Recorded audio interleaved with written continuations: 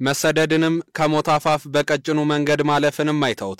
በዛሽ ትንሽ እድሜያቸው መምህር መሆን የታደሉ ቤተሰባቸው ሃይማኖተኛ ነውና ያባታቸው ጥልቅ የሃይማኖት ዕውቀት ወራሽ ልጅ መሆን የተቻላቸው ባንድ እጃቸው የምትገለጠው ሃይማኖታዊ ትእዛዛቸው ሚሊዮኖች እንዲገዙላቸው በሃይማኖታዊ አስተምሮታቸው እንዲረቱም አድርጎላቸዋል። ማሻር ከተባለች ትንሽዬ መንደር ተነስተው ከ90 ሚሊዮን ለሚልቀው ኢራናዊ አባት ሆነው መመረጥ የሆነላቸው እስራኤል የተባለች ሀገር ካለም ካርታ ተፋቅ ዘንድ ሰርክ ምኞታቸውን የሚገልጹ ደግሞም በየዘመኑ የሚመጡ የዋሽንግተን ፖለቲከኞችና የቢሮክራሲ ሊቃን ሴጣን በሚል ተቀጽላ መጥራት የሚመርጡትና የሚሆንላቸው በማትንቀሳቀሰው እጃቸውና ጥይት ባሰለለው አንደበታቸው የሚለዩት ይህ ግን አንደበት ርቱነታቸውን ያልነጠቃቸው ከቦሃር መስጂድ ትራጀዲያ የግድያ ሙከራ ታምራትና መጋረት ተዳምረው ከሞት ያተረፋቸው ስለሱም ሲያስቡ መደነቅ የሚታይባቸው ኢራንን ከዛ ስልጣኔ ጎትተው የተገለለችና ሽብርተኛ ደጋፊ አገር እንድትሆን አድርጓል የሚል ወቀሳ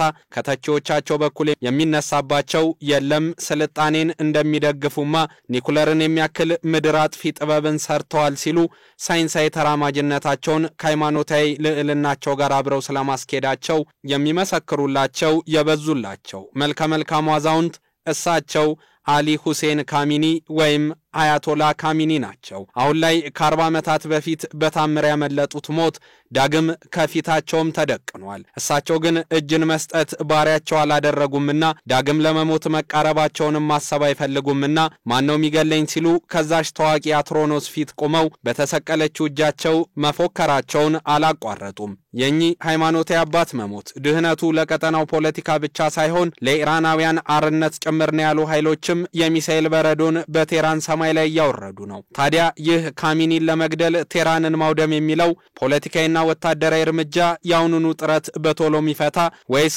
ተራዛሚ ቀውስን የሚያዋልድ ስንል ባለም አቀፍ የትንታኔ ዘገባችን ተመልክተናል። አማኑኤል ጀንበሩ ነኝ። የሺዓ እስልምና አስተምሮትን እንደ ውሃ የሚያንቆረቁሩት ለመካከለኛው ምስራቅ የበላይነት ሲሉ ሱኒዎቹን ሁቲዎች የሚደግፉት ኢራን ሃይማኖታዊ አብዮት ያስፈልጋታል ባሉበት ተቃውሞ ከ6 በላይ ታሰሩት ካሚኒ አምረረው ከሚጠሏት እስራኤል ጋር የገቡበት ሰሞነኛ መካረር በህይወት ይቀጥሉ ይሆን ወይ የሚል ጥያቄ እንዲነሳባቸው ያደረገ ሆኗል። ወትሮም ለምዕራባውያን ያላቸውን ንቀት ከገጽታቸው መሸሸግ የማይችሉት የ86 ዓመቱ ሰው እንኳንስ እስራኤልና አሜሪካ ሙጃሂዲን አይል ቃህል ይባል የነበረ በቴራን የሚንቀሳቀስ ዕውቅ ግራ ዘመም ድርጅት አልገደለኝምና መሸሽን አድርጌው አላቅም አላደርገውም እያሉ ነው። ሩሲያ ሊገቡ ከፑቲን ጋር ተነጋገሩ ቤተ መንግስታቸው ውስጥ እንዳሉ ተመተው ከባድ ጉዳት ደረሰባቸው ሚሉና ሌሎች ጭምጭምታዎች ሲወጣባቸው የነበሩት አያቶላ የትም አልሄድኩም የመታኝም የለም ብለው በቴሌቪዥን መስኮት ብቅ ማለታቸው በእርግጥም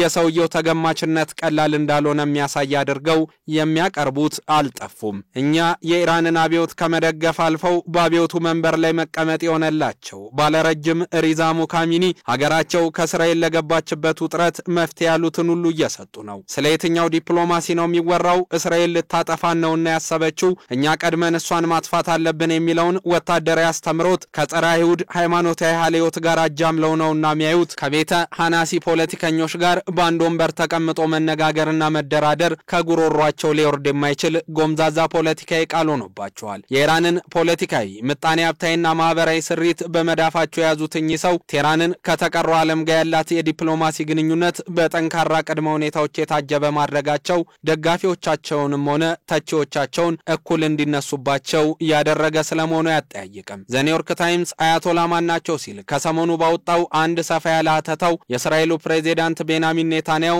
ስለኚ አዛውንት ተጽዕኖ ፈጣሪ ሰው ያቀረቡትን ብሎም የተናገሩትን አንድ ኃይለ ቃል በአጽንኦት ያስቀምጣል። ኔታንያሁ በአንድ ቃለ መጠይቃቸው ከጋዜጠኛው የተጠየቁትን የአያቶላ መገደል ጉዳይ ተንተርሰው ሲመልሱ አዎ አያቶላ አሊ ኻሜኒ መገደል አለበት ያመኑ ደግሞ ግጭትን የሚያባብስ ሳይሆን የጥይት ድምጾች እንዲያቆሙ አፈሙዞችም እንዲያዘገዝቁ የሚያደርግ ነው የሚለውን አንስቶ ከሂዝቦላ እስከ ሁቲ ያሉ ጠርዘኛ ቀጠናዊ ስጋቶች ከሽማግሌው መሪ ሞት በኋላ ህልውናው አይቀጥሉምና እስራኤል በዛ ረፍትን ታገኛለች የሚል ምልከታ ከኔታንያሁ በኩል እንዳለ አስነብቧል። ሌላኛው እዙም መታዘዙም በሳቸው ስር ያለውን የአገሪቱን አብዮታዊ ዘብ የሚመለከት ነው። ይህ ከኢራን መደበኛ ወታደር ጋር በትዩ የሚንቀሳቀስ ከ100 ሺህ የሚልቅ ኃይል መታመኑ ለፈጣሪው ለካሚኒ መሆኑን የሚያነሱ ደግሞ እስራኤልም ሆነች አሜሪካ በሰውየው ላይ እናሳካዋለን ለሚሉት ግድያ ይህንን ኃይል ማለፍ የግድ እንደሚላቸው ያነሳሉ። ይዘብ ወታደራዊ ክንዋኔዎችን ብቻ ሳይሆን የደህንነትና የስለላ ስራን በዛች ሀገር ማከናወኑ ደግሞ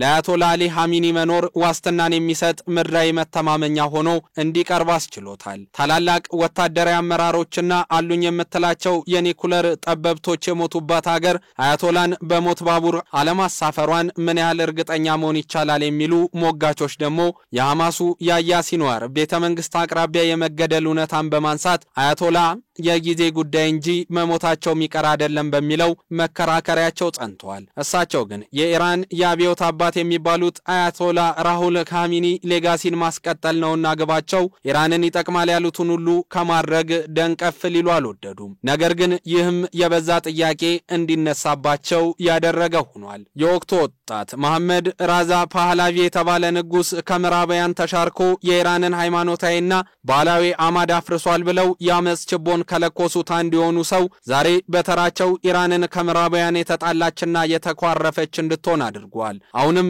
የመካከለኛው ምስራቅ ፖለቲካ ከውጥረት ከፍታ መውረድ አልቻለም። አያቶላ የተባሉ የአገር ግዝፈት ያላቸው ሰው የሚገድሏቸውና የሚከተሏቸው የጠሏቸውና ሊያጠፏቸው የተነሱባቸውን በርክተዋል። ኒኩለር የተባለን ሳይንሳዊ ጥበብ በሳቸው ዘመን እንዲሆን ያደረጉ ይህሞኑ ደግሞ ከታሪክ ከፍታ ላይ ከኢራናውያን ልብ ውስጥም እንዲኖሩ ያደረጋቸው ዶናልድ ትራምፕን አብዝተው መጥላታቸው ሞስኮን የክፉ ቀን ወዳጅ አድርገው እንዲይዙ ያደረጋቸው ከእስራኤል እና ጀሌዎቿ ጋር መነጋገር እንደማያዋጣ በልምድ ያረጋግጫለው በሚለው ንግግራቸው የሚታወቁት ብልህ አስተዋይና ጠንካራ መሪ የሚሏቸው እንዳሉ ሁሉ ኢራን የተባለችን ሀገር በተለጠጠ የሃይማኖት ንፍቀ ክበብ ውስጥ አፈነው መገለል እንዲደርስባት አድርጓል የሚል የወቀሳ ናዳ የሚቀርብባቸው ማንኛውንም የህዝብ ፖሊሲ ጉዳይ ውድቅ ማድረግ እንዲሁም መሾምና የመሻር ወሳኝ ስልጣን ያላቸው ባለፉት 45 ዓመታት በኢራን ፖለቲካ ሁለተኛው ተሰሚ ሰው የሆኑት ኻሜኒ አሁን ላይ ሽኩቻ በበዛበት የኃይል ማዕከል ላይ ተቀምጠዋል። የድመት ነፍስ ያላቸው